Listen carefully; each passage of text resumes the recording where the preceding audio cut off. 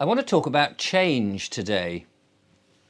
Change. We're fast coming towards the end of this year, 2024, and 2025 is approaching rapidly. And what will that be like?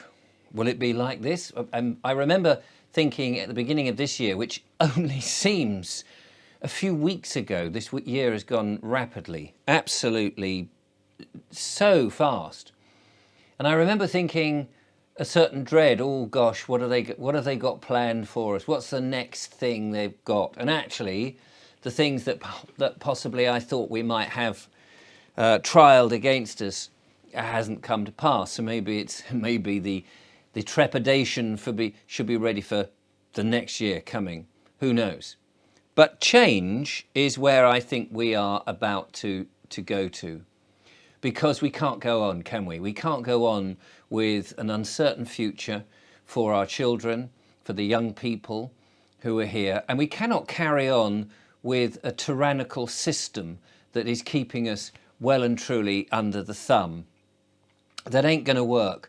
And those people who are yet to become aware of, what would you say, the strings that are being pulled behind the governments, that are unaware of the deep state as a real entity. Perhaps they're aware of it just as a so-called conspiracy, but perhaps more and more people will become aware. But even so, they are, I think, alerted to that things aren't right.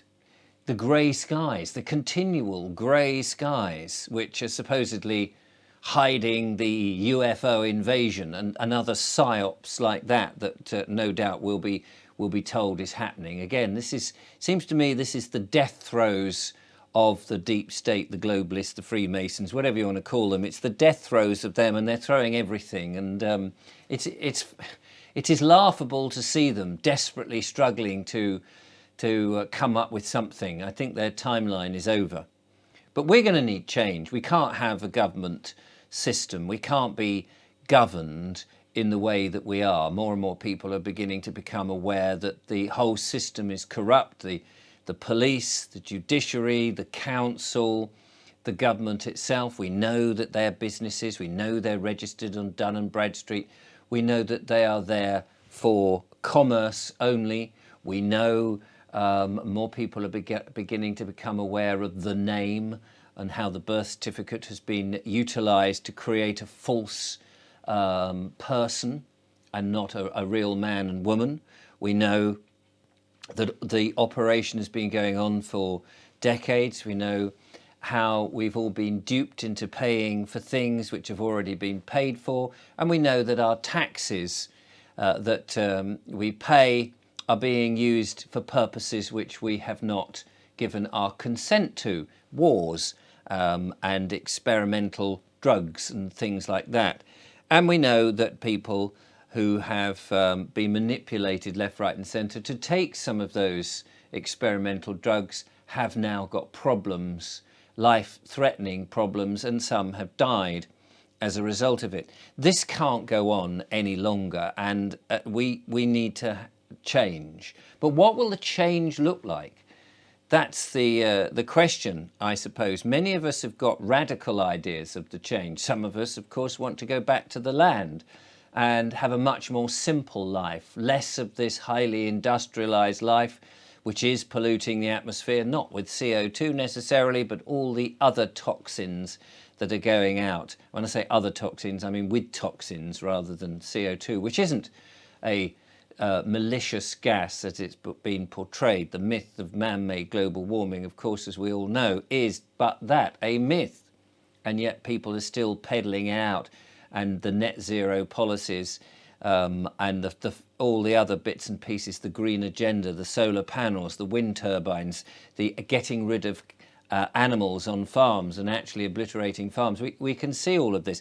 This is not any longer what we want. This has got to stop. And as I say, some of us have radical ideas and want to get back to the land. Some will perhaps not want to do that. Of course, couldn't have everybody going onto the land. It would be incredibly crowded.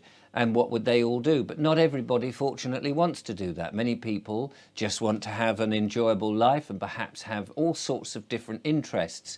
Perhaps they want to to do creative pursuits. Many people don't really want to work in big office blocks under artificial light in front of screens all day long. I grant you some people do. That's all they know. They haven't had their passions ignited. Their passions might be driving fast sports cars and visiting pubs. And some people may be thinking, well, that's perfectly fine. What's wrong with that? And of course, if that's the area that interests you, then that's absolutely fine. Many others will have a wider spectrum of interests and want to pursue them. We are here on this domain, on this realm. I daren't call it a planet, because there are people who'd say it's not a planet and people who say it's a flat plane or whatever. But we are here. It's my contention that we are here to thrive, that we're here not to suffer, really, that we are here to pursue happiness, and we are to be creative. Now, creative may be just producing offspring. Creative may be doing great arts of work, maybe painting or writing or helping one another is another thing that I think we're here to do, to improve our lives as best we can, but not to the point where the improvements such as artificial intelligence, robots, transhumanism is there to take over our lives. We don't need chips in our heads. We don't need to be dumbed down so everything is done for us. This is why we're in this position as we are, because we have given away responsibility for so many things. We've let other people do things. We've lost community, the sense of community. We've lost so many of our pubs where people used to meet and drink and create their own entertainment. I've spoken about that many times. We've lost the youth centres. We've lost the local paper, the local radio stations that talked about local things. And whilst it may be a bit parochial and people may look down on it, oh, it's just, you know, what's going on here, the big global things are the ones that we should be looking at. I think we've turned the microscope the wrong way round. We should be focused on our community, what we're doing, what pleasures we can get. Looking at the farms that could be around in the area, the seasonal produce, all the creative stuff, and those small businesses that were creative, well, you know, it's the same old thing. The butcher, the baker, the cabinet maker, the cobbler, the apothecary, the herbalist, all these old things that people could be making and are it's from their front rooms. You know, people are still doing bits and pieces of that. We need to reverse the corporate takeover in which they just keep buying and companies and then turning them into bland operations in which the profit is the first thing that they're looking for. And these corporations, they're just dead entities. You know, people are working for dead entities in which they are just small cogs in the works, and yet these dead entities who want all this money only exist on paper. They only exist. We could get rid of them. We could burn those bits of paper and we could have small family-run businesses once again, people who were dedicated, people who knew the products that they were making, people who were interested in those. No more going to a shop, a big, large chain in which the sales assistant is somebody who's on low wage, who hasn't a clue about the product and just goes, oh yeah, it's over there, mate, and it's £999. And do you remember the days when you could go in and you would say, well, how much for cash? Do you remember the days you'd go into the sweet shop and there would be the old boy with the Avery weighing scale and you'd buy your quarter of sherbet lemons and it would just go over and you'd go, oh, he hasn't noticed. Do you remember those days where you had a rapport and you could put things on tick with the shop owner?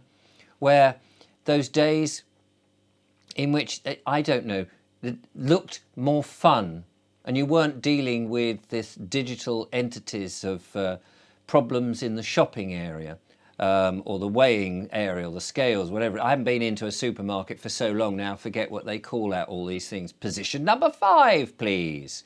and all of this when actually you spoke to real people. This modern world that we are fast approaching, in my humble opinion, and it is only an opinion, and you can disagree with it, as I know you do, has got to change, hasn't it?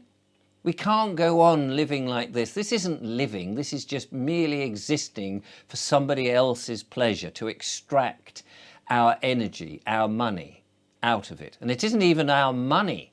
It's a fiat currency that has nothing backing it, that is printed by another company purportedly to be part of the government but is a separate entity altogether. How does that work? This has got to change. And I feel that we are getting to that change, and that actually whilst things appear bad at the moment and things feel tough for one another, I think that change, however, is coming.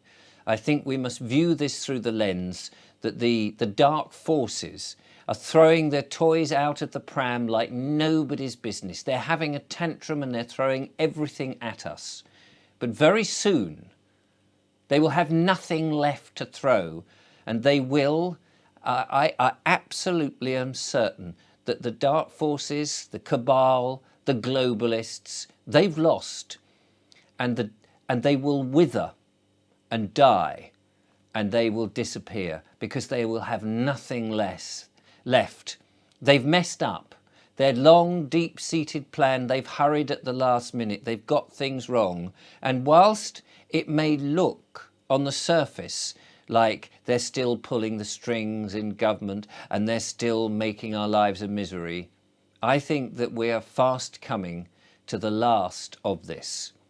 And that is why we're here, to witness this, to fight against it, to push back. And those of us who are aware of these awful things are here to act, as I've said before, as signposts for the others who have yet to wake up and realise what's going on, and to push them gently, nudge them into a much more wholesome, honourable life. And I think that's what will be happening either next year or the year before, but that's where this is going. But first, we have the theatrical spectacle of UFOs, of grey weather, of food shortages. We have all of that to enjoy and endure until, of course, it will just end up a damp squib. Thanks for watching.